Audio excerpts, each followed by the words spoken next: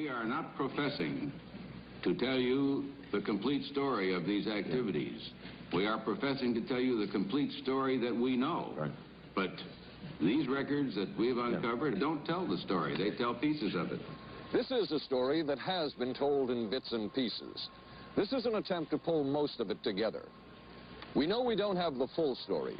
We do, however, have some striking new revelations and insights. The story begins here, just off the nation's front yard, the Mall. The buildings behind me were the headquarters for the World War II Office of Strategic Services. It was here that the first halting steps toward mind control began. The shaper and molder of OSS was General Wild Bill Donovan. He said of his group's work, "We may have made mistakes, but we were not afraid to try things that were never done before." In this anything-goes atmosphere, Donovan appointed this man, Stanley Lovell, a Boston industrialist, to break new ground in many scientific and technical fields. Donovan called Lovell his Dr. Moriarty, after the fiendish professor in Sherlock Holmes. Lovell liked the name and posed for this Saturday Evening Post photo. He later wrote of his OSS job that it was, quote, to stimulate the Peck's bad boy beneath the surface of every American scientist and to say to him, throw all of your normal law-abiding concepts out of the window. Here's a chance to raise merry hell. It was in this atmosphere that the search for mind control began. This bizarre man would be an active participant in that search over the next 2 decades. His name is George White, an OSS captain who had formerly been with the Bureau of Narcotics. In his diary, seen here publicly for the first time, White left a legacy of the darker side of American intelligence work. He received his early OSS training at the British-run school at Oshawa, Canada, the same school where Ian Fleming, the creator of James Bond, was trained. White referred to the school in his diaries as the Oshawa School of Mayhem and Murder. Mike Burke, former OSS colleague of White's and now president of Madison Square Garden Center. Very compelling fellow, mysterious fellow, almost mystical fellow. He was fascinating because you knew something about him, but not enough about him to really get a fix on him. He also knew a great deal about the swifter elements of society, the gamier side of life, and he was very impressive in his technical knowledge of the underworld, so to speak. He said, one of our men gets beat up. He says, you have to act real fast and teach these guys a lesson. Charles Siragusa, a former narcotics officer and friend of White's. He'll come around, he says, and break your kneecaps. And with that, one guy laughed, and George would always have a little Billy with him. And this one guy saw us naked. George White turned around and whapped him across the neck with it. Then he picked up a pool stick and started beating everybody up. He made his point. And he made his point. George White was not a man of understatement or subtleties. His boss at OSS, Stanley Lovell, referred to him as deadly and dedicated. In this note from White's diaries, it says, call Lovell regarding TD.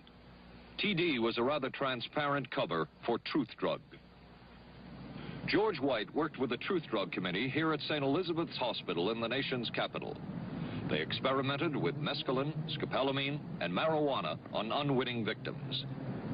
The committee soon learned there was no easy panacea, no truth drug at this stage.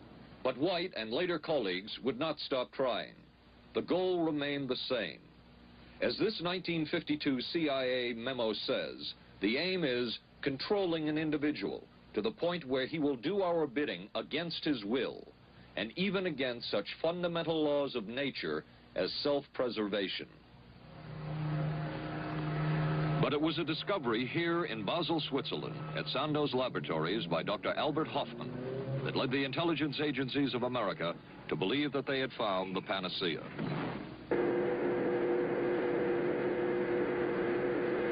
The discovery was lysergic acid diethylamide, LSD. The film that you see is considered by many experts to be the closest illustration of the effects of a hallucinogenic. It was one of the first times that anybody had run into a powerful drug that was different than anything else that they knew anything about, John Gittinger, recently retired chief psychologist for the CIA. This is the first time Gittinger has been interviewed publicly. We could disable a whole city by putting a very small amount on a water supply. After all of these years of us, those of us who are involved in looking for this secret drug, this was the only thing that began to look for the first time like it might be something like that. The CIA's interest in LSD was intense. The worry was that the Russians would get hold of it. Were the Soviets into LSD? I'm going to have to say I'm sure they were, but if you ask me to prove it, I've never seen any direct proof of it. But at one point, intelligence information received from Switzerland said that Sandoz Laboratories was about to put 100 million doses of LSD on the open market. And it caused enough concern within the agency that the United States was prepared to buy the entire supply. However, a slight mistake had been made. The mistake is made public for the first time. I just found out on a new CIA document that there were no such large quantities of LSD on the market. John Marks has filed numerous Freedom of Information suits against the CIA and has unearthed much new material. He is the author of The Search for the Manchurian Candidate, a history of intelligence agency work with mind control. He is a consultant for this report. What happened is that there was a military attaché in Switzerland, an American officer, who got milligrams and kilograms mixed up. In other words, he made a mistake of thinking 1/1000th of a gram was the same as 1,000 grams, which is a mistake of 1,000,000 times. So when the CIA got the intelligence that there were 100 million doses on the market, in fact, there were 100 doses. The man who would oversee the CIA's research into drugs and most of the agency's behavior programs is this man, Dr. Sidney Gottlieb, a chemist. Dr. Gottlieb declined ABC News' request for an interview. In their never-ending search for the miracle weapon, CIA operatives searched here in the remote mountain areas of southern Mexico for what up to then had been considered a myth, magic mushrooms. They used this man, a part-time chemist for the CIA, to dupe this man, a vice president of a bank and an amateur mycologist or mushroom expert, to try to get to the magic mushrooms and turn them into a drug. But it would be the amateur, R. Gordon Wasson and his colleagues, who would win the race and develop the drug psilocybin from the magic mushrooms. We went into the Mazatec area, far from the highways, remote from Mexico City. There we found that rotten bagasse, as it's called, bagasso, covered with mushrooms. These mushrooms I didn't know, had never seen. They were the sacred mushrooms. Wasson would also discover and record the ancient mystical rites of the mushrooms from a local shaman or magical priestess, Maria Sabina. And we were seeing incredible sights. They would go slowly or they would go fast as I ordained. All your senses are rendered acute. We say that you see visions, you see hallucinations, but that doesn't begin to tell the story. The hallucinations are only part of it. You hear sounds, you smell things. The night was thrilling. Word of Wasson's discovery reached the CIA quickly.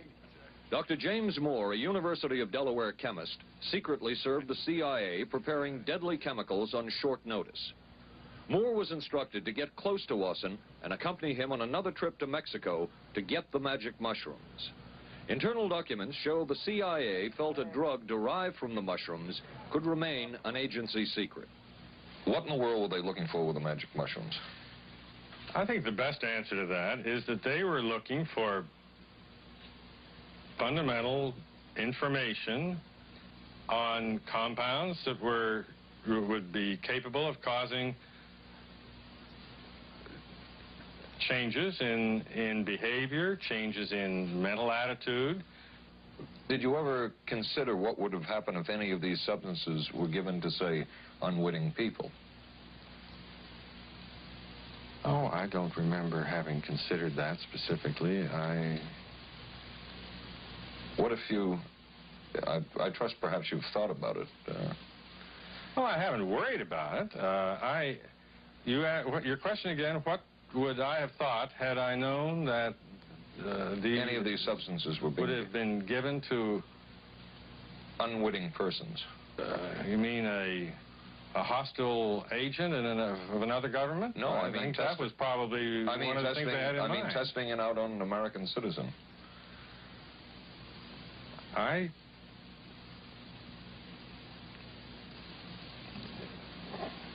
I guess I must seem very, very cold-blooded about this, but I don't recall ever having been very much preoccupied with that issue. But many drugs were tested in this way. A decision was made at the highest levels of the CIA to do testing on unwitting Americans. As one CIA document says, such testing would be operationally realistic. A former CIA official who worked on these programs describes for the first time how the decision was made. He did not wish to be filmed or recorded. Thus his remarks are read by someone else. I think every last one of us felt sorry to attempt this kind of thing. We knew we were crossing the line. Every decent kid knows he shouldn't steal, but he does it sometimes. We knew damn well we didn't want anyone else to know what we were doing. The decision was made to do testing on unwitting victims. It was decided they should be on the fringes of society because they were most vulnerable. It was the borderline underworld, prostitutes, drug addicts, and other small-timers who would be powerless to seek any kind of revenge in case they found out. And as their predecessors had a decade earlier, the CIA turned to George White for help. White was now a high-ranking narcotics official, and by this time, the stories about George White were legendary. So the waiter says, "May I help you, monsieur?" And George White was busy talking with me. I paid no attention to the waiter, so the waiter tapped him on the shoulder, says, "May I help you, monsieur?" George White turned around, whipped his gun out, and stuck it in the guy's face like this in this crowded restaurant. George White did not mind bending the law, and he knew the street well. He was the ideal choice for what the CIA had in mind. We were Ivy League, white, middle class. We were naive, totally naive about this, and he felt pretty expert. He knew the whores, the pimps, the people who brought in the drugs. White set up so-called safe houses for the CIA in New York, here in Greenwich Village, and later in San Francisco, in this hotel, and in an apartment atop Telegraph Hill with a commanding view of San Francisco Bay. While the existence of these safe houses was disclosed last year, details of what took place within them has not been told. A former CIA official who worked in the safe houses reveals that they were used not only for drug testing, but to study sexual behavior and how it could be used to manipulate people. We did quite a study of prostitutes and their behavior. How do you take a woman who is willing to use her body to get money out of a guy to get him to talk about things which are much more important, like state secrets? We learned a lot about human nature in the bedroom. We started to pick up knowledge that could be used in operations. There would be victims in all of this, but as the agency knew, they couldn't fight back. Some entries from George White's diaries. Clarice gets horrors. Janet, sky high. As one agency memo says, we have no answer to the moral question. The safe houses were not the only testing grounds. Millions of dollars would be spent on LSD research at universities throughout the country. And word would begin to spread on campus about this so-called mind-blowing drug. And suddenly, there was the counterculture of the 60s. I give the CIA a total credit for sponsoring and initiating the entire consciousness movement, counterculture events of the 1960s. Dr. Timothy Leary, the 1960s Johnny Appleseed of LSD. The CIA funded and supported and encouraged hundreds of young psychiatrists to experiment with this drug. The fallout from that was that the young psychologists began taking it themselves, discovering that it was an intelligence-enhancing, consciousness-raising experience. I know that some of the studies in which the CIA had supported, used as subjects people who later became strong proselytizers of LSD. So in that sense, yes, I think it did sustain the perpetuation of the use of the drug. And it's rather ironic, isn't it? The counter case that I would make in relationship to that is to remember that the people who were doing the research were people who would be doing the research regardless of who was the sponsor. I don't think anybody working in that time in the remotest ever thought that it would blow up into the kind of thing that it did.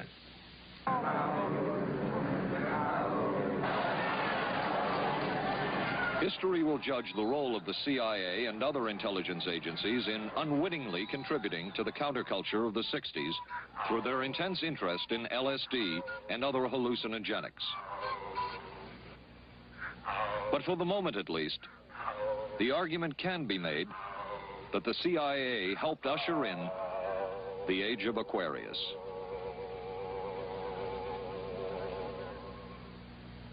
Covering a span of history such as we are in this report, one can get sidetracked by the so-called glamour and mystery of espionage work or by the exotic qualities of some drugs.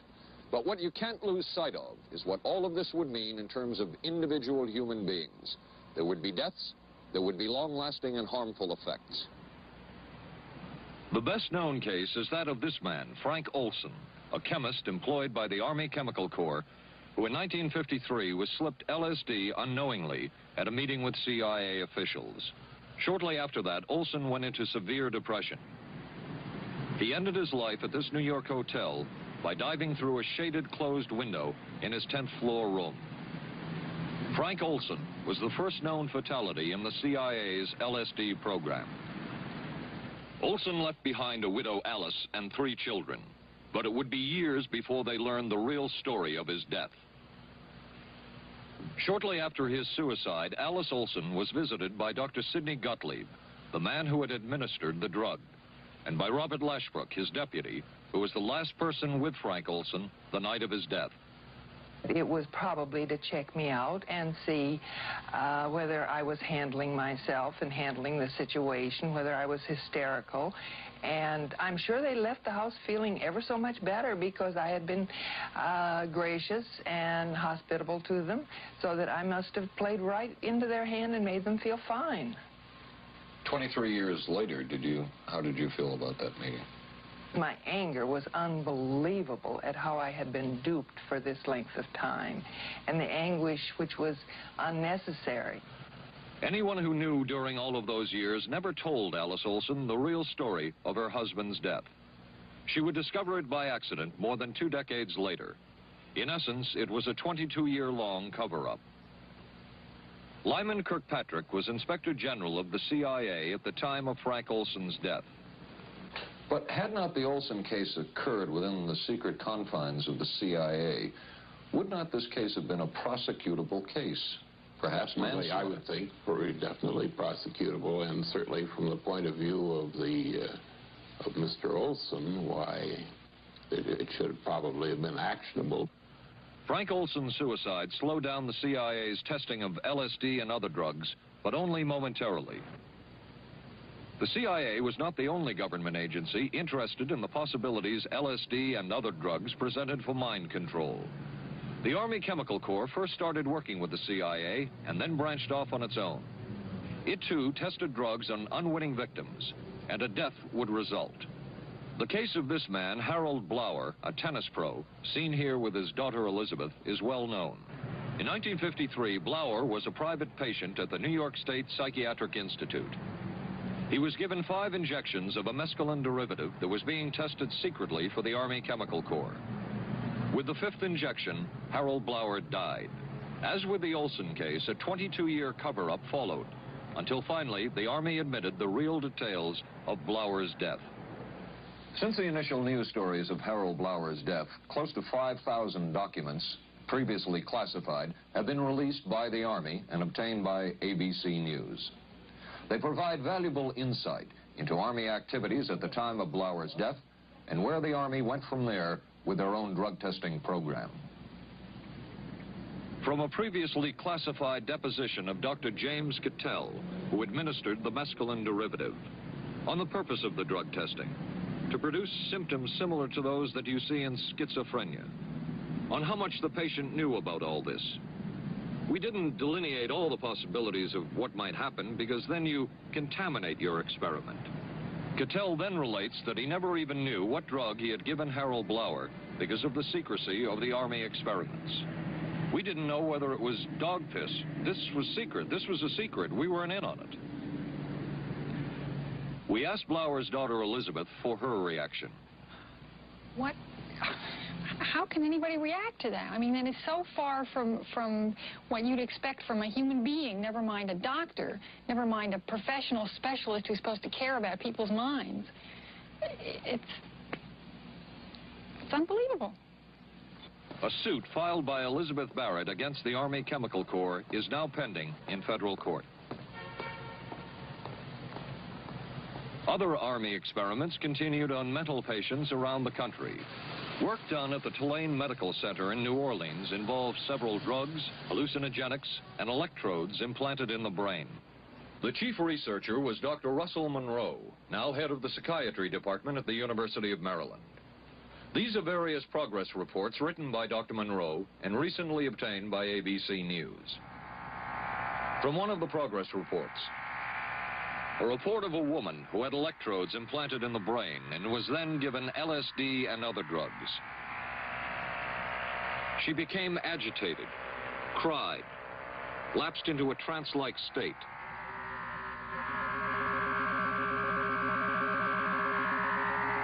Felt as if she were about to have a convulsion, experienced waves of darkness and light, had bizarre sensations in her neck and legs, said somebody was trying to manipulate her body. At this point, Dr. Monroe wrote that the woman was obviously having paranoid ideas. As a layperson, perhaps you can enlighten me. What therapeutic effect would the type of experiment that I just described have on a patient? Well, the therapeutic effect would be indirect. Was this patient aware that she was being given LSD? Yes, I mean, they were told that they would be given some medication, and they should have... Specifically LSD? Well, we told them, I don't think that they would have even known what LSD was then at the time. They were told that they were going to they would be given some medication which might make them feel worse. Dr. Monroe, what do you think the Army Chemical Corps was looking for in all of this testing? They were looking for an incapacitating agent, an agent that would not harm the person permanently, but would incapacitate them temporarily. That seemed like a humanistic way to wage a war, if war is necessary. When James Thornwell was given LSD by Army intelligence in 1961, this time it was no experiment. This time the express purpose was to peel back Thornwell's brain to bear any secret within it. This time the Army had gone operational. Thornwell, as reported on ABC last January, was an Army private stationed in Orléans, France. Classified documents were missing from his unit. Thornwell became a suspect. His 2.5-month interrogation included administration of sodium pentothal, hypnosis, isolation, and deprivation of sleep. Army documents obtained by ABC News refer to this interrogation as conventional. Despite this severe questioning, Army intelligence was getting nowhere with Thornwell, and it was decided to slip him LSD. For 16 years, Thornwell never knew what had hit him. Tell me about the acid. I'd rather not. It's a bad trip. It's a bad trip. That was a bad trip. The pain was so excruciating. Felt like somebody was sticking me with 1,000,000 pins. You know, just everywhere. Oh, it just...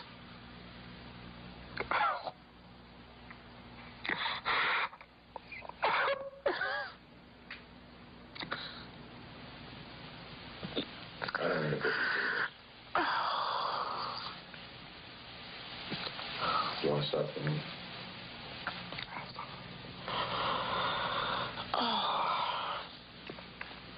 I walked around. What's up? Oh, I can talk. I lived through it. I lived through it. I lived through it. No charges were ever brought by the Army against Thornwell. He was discharged for psychological disorders. But an Army psychiatric evaluation of Thornwell obtained by ABC News, one which was done prior to Thornwell having been given LSD, says of him, fairly cooperative, oriented, alert, and gave no evidence of psychosis or depression. From the Army's point of view, this type of LSD interrogation was a success. Other documents refer to the exploitability of interrogation subjects, cracking them, keeping them off balance mentally, and providing an economical, speedy, and productive aid to interrogation. From James Thornwell's point of view, it was no success. Thornwell still has serious problems. He's run through 2 marriages. He maintains he can't hold a job, can't concentrate, has nightmares, and feels socially and emotionally isolated. Last fall, Thornwell filed suit against the government in federal court. In a moment, we will examine the closest experimentation to brainwashing that we have uncovered.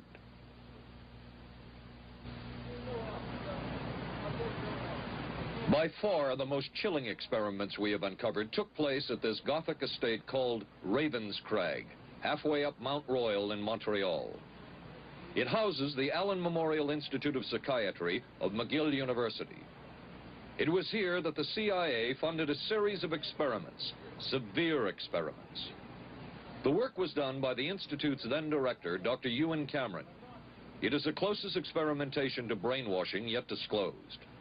His work, unprecedented in psychiatry, consisted of 3 areas which he called sleep therapy, psychic driving, and the ultimate depatterning. Dr. Maurice Dongier, current head of the Allen Memorial Institute.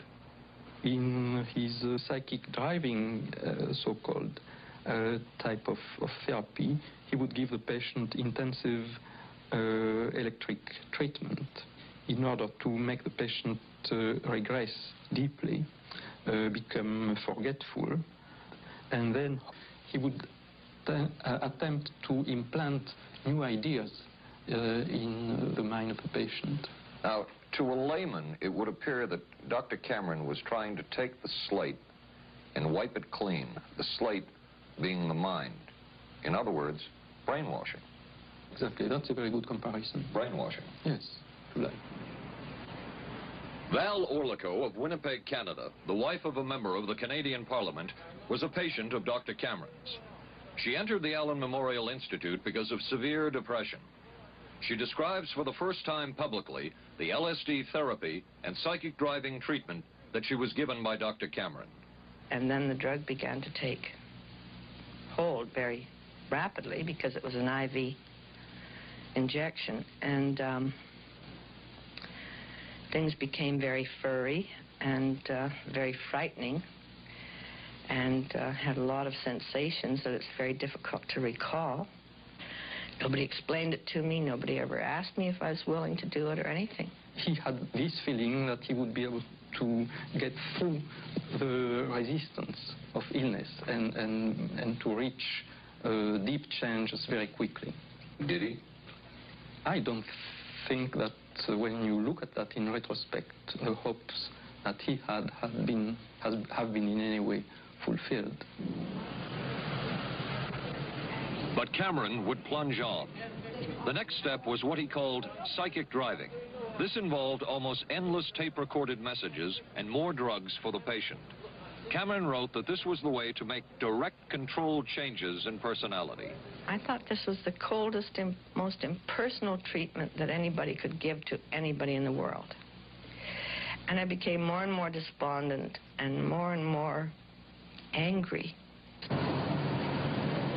I just became so despondent that I thought I can't live like this any longer. And I thought I would just go out and throw myself underneath the cars on McGregor. I stood on the curb of that street and I stood there and I thought, okay, go.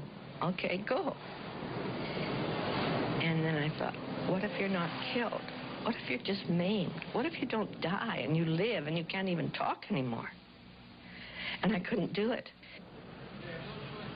The most severe technique Cameron used was de-patterning.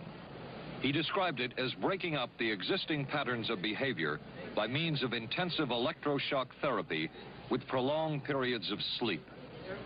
He carried out these experiments in something he called the sleep rooms. People in there were like babies. They cried and they were very disoriented.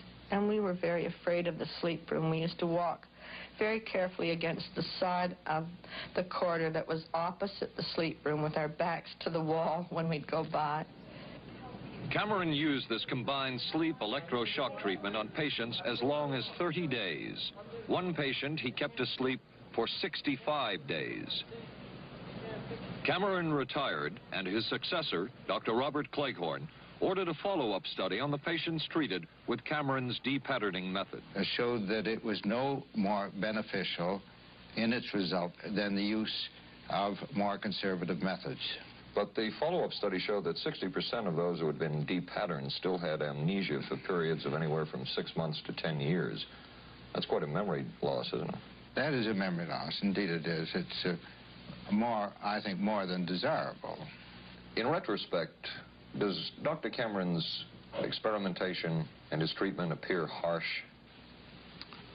I would say yes. I mean, this forceful type of approach that I was describing to you is definitely, it can be said that it's harsh. I wouldn't call it harsh. I would say it was harder on the staff than it was on the patients, because these people had to be fed and they had to be cared for and they had to be given sufficient fluid and food and toileted and so on and so forth. It was a very difficult thing for the staff to follow these patients properly and see that they did well. Well, I'm glad he was concerned for the staff. But damn it all, I wouldn't. I could have maybe had a different kind of life. And that makes me angry and sad, and I don't know how to explain how I feel, really. I just. How did you feel when you learned that Dr. Cameron's experimentation was financed by the CIA? Well, I thought, oh, I can't even use the word that I thought, because I thought, that bastard. And he was too smart. He knew who he was working for. And, excuse me, but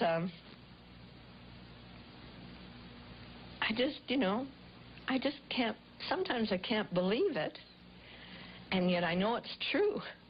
If you had the opportunity to say something to the people at the Central Intelligence Agency who financed this study, what would you say? I realize the CIA is a very important organization and they have a very important job to do, but God, it surely doesn't have to be done on people who are totally incapable of knowing what's happening or having any defense against it. And I can't imagine the mentality of people who would do this. I just can't. As for Dr. Cameron, he died in 1966 while mountain climbing. A colleague wrote of Cameron, "For him, the ends justified the means. And when one is dealing with the waste of human potential, it is easy to adopt this stance." Dr. Cameron seemed ideally suited for what the CIA had in mind. It was the Cold War, and especially the trial of Joseph Cardinal Mindszenty, who was forced to testify in a Hungarian court that he was a spy. And then later, the Korean War, with the coerced and mainly fraudulent confessions of American servicemen. My generation took place on the... That would spark intense interest in intelligence circles about brainwashing. The CIA secretly commissioned a study of communist brainwashing methods at the Cornell University Medical Center. A leader of that study was Dr. Lawrence Hinkle. He explains first the Russian method of controlling and breaking a person. Absolutely isolated from everyone else, with one man whose job it is to get you to write the extent to which you are a criminal. In this setting, you can get people to do most anything, do you see? because you don't have to lay a hand on them. And by the time you get through and you go up before the judge, the fellow says, were you a spy? He says, yes, I was a spy. The Chinese never really had this kind of a state police system. They would get him in, and all this fellow does is ask you to write, rewrite, and talk to him about your whole life. Graduated from pilot training in 1949. While the purpose of the study was to find out about communist brainwashing techniques, CIA documents show that the agency was interested in developing mind control methods of its own to precondition and control Chinese living in this country to be sent back to their homeland as CIA agents. What do you think they were looking for? Well, I think they weren't looking for agents or anything like that. Yet the agency's perception of the work you were doing, in CIA documents we have examined, it says that the project that was being done here, they intended to use everything learned about the new agents to induce them to, quote, to perform acts of a complex, purposeful nature. Yeah, but that was never done. The effects of which may be out of keeping with the individual's previous behavior. That sort of thing was never done. Those people were not, that was, when they first came here, the first people they sent up to see us, you see, were operational type people from the CIA with some rather wild ideas. Okay, this is their perception of it, if I could just continue. No, it wasn't their perception of it either. No, it wasn't. Dangerous to his being, contrary to any previous consciously expressed intentions and interests, contrary to the good of the individual, and subversive to the goals for which he is consciously working. I understand all this talk. But the situation was, you see, those things were never done because of wise people on both sides. We were not able to do this nor interested in it. They were, though.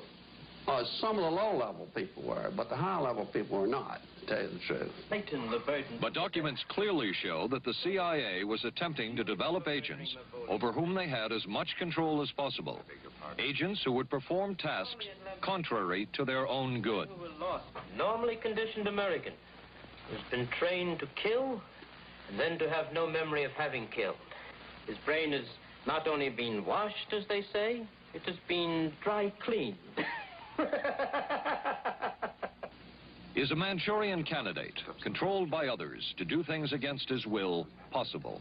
It was a remarkable film because, as far as I'm concerned, it made something totally impossible seem absolutely credible. I would say the answer is yes, but there are many qualifications to that.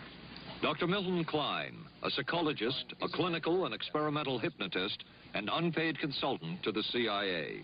The qualifications would be the subject selected to produce the kind of behavior that you wish, the amount of time, the procedures that are utilized, and the motivations of the people who are designing, executing, and administering the procedures. You're asking whether an individual can be, under hypnosis, influenced, coerced, persuaded, shaped to perform an antisocial act, or a destructive act, or an act of violence. My answer would be yes. Captain Marco, will you be good enough to lend Raymond your pistol, please? Yes, ma'am.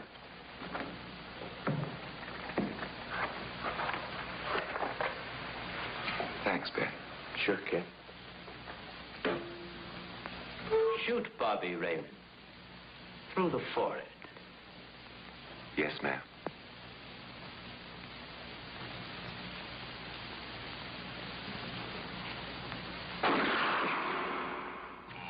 How valuable a tool can hypnosis be in the intelligence field? None whatsoever. It has absolutely no use because nobody's ever been able to do that I know of, do it in an operationally feasible way. I'm not in any way saying that hypnosis doesn't take place. I'm not saying there's nothing to it. I would say that most government agencies concerned with intelligence operations have been looking to hypnosis as a tool for a variety of purposes, one of which is to carry out and to execute certain intelligence operations on a basis where they would not have to rely completely on some of their own emotional reactions. Actually, would that entail murder? It could, if you consider that an act of killing someone under circumstances of war is murder. I think one has to define what that means. Under circumstances of peace? Under circumstances of peace, it would be murder. Another former CIA agent says that Fidel Castro at one time was considered as a possible target for a Manchurian candidate. Castro was naturally our discussion point. Could you get somebody gung-ho enough that they would go in and get him? But if you have 100% control of a guy, you have 100% dependency. If something happens and you haven't programmed it in, you've got a problem. So in the end, it was decided that a Manchurian candidate was not feasible. But the search for mind control continued. But could the mind be controlled? Perhaps not. But is human behavior predictable? In this area, the CIA did make a significant breakthrough. A personality assessment system designed by the agency's chief psychologist, John Gittinger. It comes close to being able to predict how humans will behave. It's really a descriptive system, an attempt to try to describe personality in a relatively systematic way so that hopefully you can get some kind of an idea to predict what the behavior between different kinds of individuals. Gittinger's system had many uses in intelligence work. One was to draw personality portraits of world leaders. Using Gittinger's system, the agency concluded the Shah of Iran is a brilliant but dangerous megalomaniac whose basic problems resulted from an overbearing father. And there were other applications. Your assessment staff played a key role in helping other governments pick their police intelligence agencies, including, we've learned, the Korean CIA, Uruguayan National Police. Can you tell us about this? No. Author John Marks. The former #2 CIA man in Uruguay told me how in 1966 John Gittinger and an assistant traveled down to Uruguay and gave the tests in order to select members of the Uruguayan intelligence service. A psychologist who used to work for the CIA told me in 1961 he personally traveled to South Korea as part of an American CIA effort to set up the Korean CIA and to give the personality tests to candidates for the Korean CIA to choose the best man for their secret police.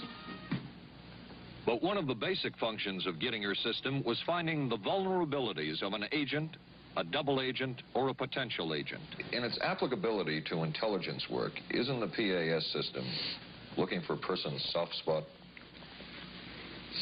Well, of course, the answer to that is yes, but I hasten to say soft spot. This is what I consider a negative word. Of the hundreds of behavioral projects undertaken by the CIA, Gittinger's appears to have been one of the more successful and more conventional. Other experiments were not as conventional. Neurophysicist Dr. Jose Delgado was financed by the Office of Naval Research. In this experiment, the bull is sedated. Electrodes are implanted in its brain. Delgado transmits an electronic impulse to the center of the bull's brain. Delgado has remote control of the animal. Recently released CIA documents refer to the feasibility of remote control of animals and that special investigations will be conducted toward the application of selected elements of these techniques to man. Other areas were examined through the 60s and 70s. Brain surgery, psychosurgery, creation of amnesia, parapsychology, manipulation of genes. Even though past and present CIA officials have indicated this kind of work ended in 1963. And one of those who took part in these programs. Thank you, sir. In 1977, a Senate subcommittee heard testimony from many of them, but the testimony was not that revealing. According to one of them, they agreed amongst themselves to keep the inquiry within bounds that would satisfy the committee. Former narcotics officer Charles Siragusa says that he was asked to limit his testimony by the man he reported to at the CIA. He wanted me not to say anything. To perjure yourself. That's right. Well, either that, I'd have to perjure myself or take the Fifth Amendment. And I'm not about to take the Fifth Amendment for anybody. Okay. Former CIA chemist Robert Lashbrook testified he had no first-hand knowledge of the agency-run safe houses when, in fact, he supervised one of them. And according to George White's diaries, was at a safe house when White conducted what he called an LSD surprise experiment. Dr. Sidney Gottlieb, whom we recently filmed near his California home, oversaw many of the CIA behavioral programs. He retired in 1973 and destroyed the records of this work. In sort of a valedictory letter, Dr. Gottlieb wrote that he and his colleagues had been able to maintain contact with the leading edge of developments in the field of biological and chemical control of human behavior. Dr. Gottlieb also testified before the Senate subcommittee, but from an anteroom where he could not be filmed because of what his lawyer termed health and cardiac problems. Dr. Gottlieb declined ABC News' request for an interview. And what of George White, the man who helped the agency in so many of its programs? He would retire here to Stinson Beach, California. And shortly before his death, he wrote to his boss at the CIA, Dr. Sidney Gottlieb, and summed up his career by saying, "It was fun, fun, fun. Where else could a red-blooded American boy lie, kill, and cheat, steal, deceive, rape, and pillage with the sanction and blessing of the All-Highest?" Has mind control been achieved? From all of the available evidence, it appears doubtful. The human will has prevailed up to this point. But as we have seen, work is continuing in this field, work that we still don't know very much about.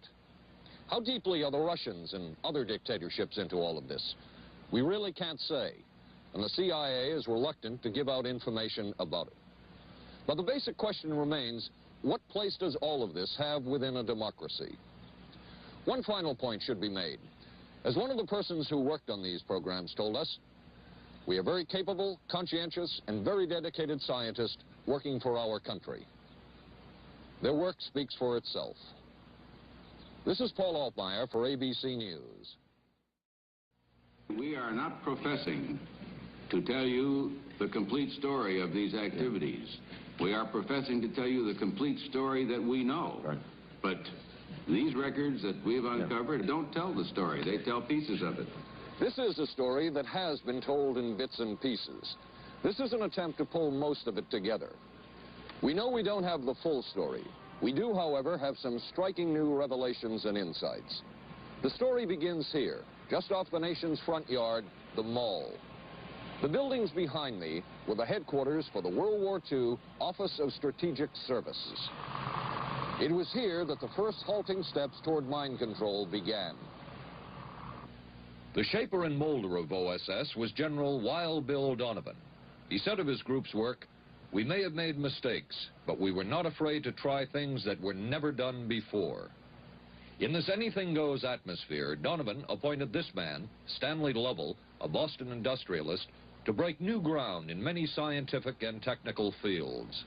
Donovan called Lovell his Dr. Moriarty, after the fiendish professor in Sherlock Holmes. Lovell liked the name and posed for this Saturday Evening Post photo. He later wrote of his OSS job that of us who involved in looking for this secret drug, this was the only thing that began to look for the first time like it might be something like that. The CIA's interest in LSD was intense. The worry was that the Russians would get hold of it. Were the Soviets into LSD? I'm going to have to say I'm sure they were, but if you ask me to prove it, I've never seen any direct proof of it. But at one point, intelligence information received from Switzerland said that Sandoz Laboratories was about to put 100 million doses of LSD on the open market. And it caused enough concern within the agency that the United States was prepared to buy the entire supply. However, a slight mistake had been made. The mistake is made public for the first time. I just found out on a new CIA document that there were no such large quantities of LSD on the market. John Marks has filed numerous Freedom of Information suits against the CIA and has unearthed much new material. He is the author of The Search for the Manchurian Candidate, a history of intelligence agency work with mind control. He is a consultant for this report. What happened is that there was a military... Stop trying. The goal remained the same. As this 1952 CIA memo says, the aim is controlling an individual to the point where he will do our bidding against his will, and even against such fundamental laws of nature as self-preservation. But it was a discovery here in Basel, Switzerland, at Sandoz Laboratories by Dr. Albert Hoffman, that led the intelligence agencies of America to believe that they had found the panacea.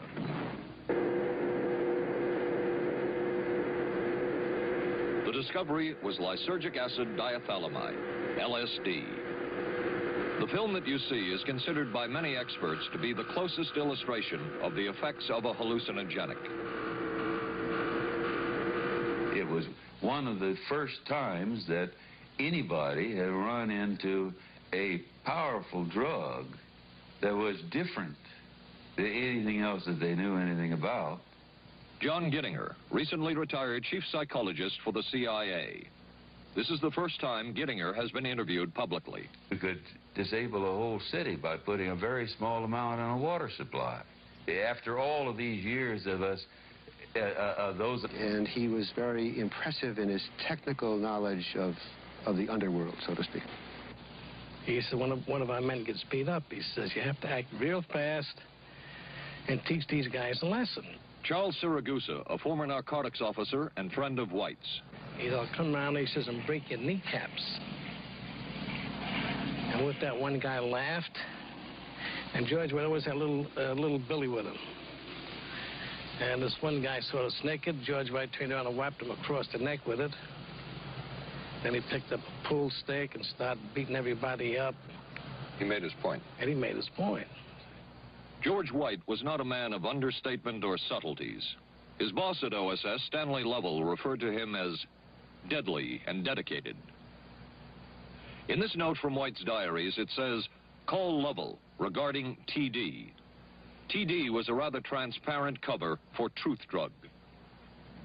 George White worked with the Truth Drug Committee here at St. Elizabeth's Hospital in the nation's capital. They experimented with mescaline, scopolamine, and marijuana on unwitting victims. The committee soon learned there was no easy panacea, no truth drug at this stage. But White and later colleagues was, quote, to stimulate the PEC's bad boy beneath the surface of every American scientist and to say to him, throw all of your normal law-abiding concepts out of the window. Here's a chance to raise merry hell. It was in this atmosphere that the search for mind control began. This bizarre man would be an active participant in that search over the next 2 decades. His name is George White, an OSS captain who had formerly been with the Bureau of Narcotics. In his diary, seen here publicly for the first time, White left a legacy of the darker side of American intelligence work. He received his early OSS training at the British-run school at Oshawa, Canada, the same school where Ian Fleming, the creator of James Bond, was trained. White referred to the school in his diaries as the Oshawa School of Mayhem and Murder. Mike Burke, former OSS colleague of White's and now president of Madison Square Garden Center. Very compelling fellow, mysterious fellow, almost mystical fellow. He was fascinating because you knew something about him, but not enough about him to really get a fix on him. He also knew a great deal about the swifter elements of society, the gamier side of life, and